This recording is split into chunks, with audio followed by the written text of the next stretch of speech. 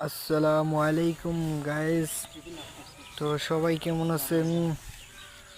আশা করি সকলেই ভালো আছেন। আজকে আসছি আমাদের দেশের বাড়িতে। আসলাম।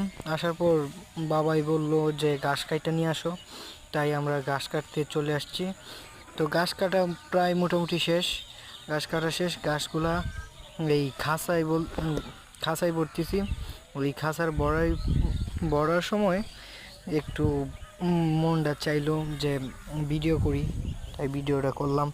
এখন ভিডিওটা কইরা ভাবতেছি যে আপনাদেরকে দেখাই। দেখেন কি সুন্দর ঘাস, কি সুন্দর ঘাস। এই ঘাসগুলো আমি একাই তুলছি। ছোটো ভাই একটা ছিল, ও খালি ক্যামেরাটা ধরছে, আমি তুলছি এক সাইটের ভিতরে, মানে কিছুক্ষণের ভিতরেই আমি গাছগুলা তুলতে সফল হয়েছি। দেখেন এক কাঁচা ঘাস তুলছি। এই গাছটি তোলার পরে ভাই বলতেছে যে ভাই আরো গাছ ভাই এনো ঘাস কিছু আছে লয়ে তো গেছে, আমি খেয়াল করি নাই।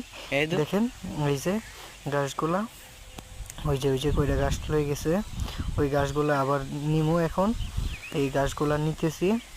এই যে গাছগুলো দেখছেন, গাছগুলা আমার মনে নাই নেওয়ার জন্য, এখন নিতেছি। তো এই গাছগুলা নিয়ে গরুরে দিমু। গরু দেখাইতেছি যাইতে সময় আপনাদেরকে গরুটা দেখামো। আমার একটা গরু আছে, সাথে একটা বাছুর, ছোট একটা বাছুর আছে।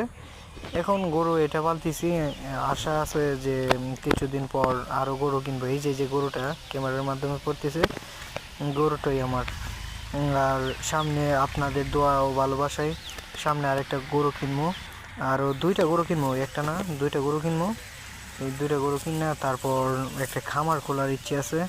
আমি গরিব শরীফ মানুষ, হালকা পাতলা করে একটা খামার দেখি, আল্লাহর যদি তৌফিক দান করে একটা খামার খুলবো।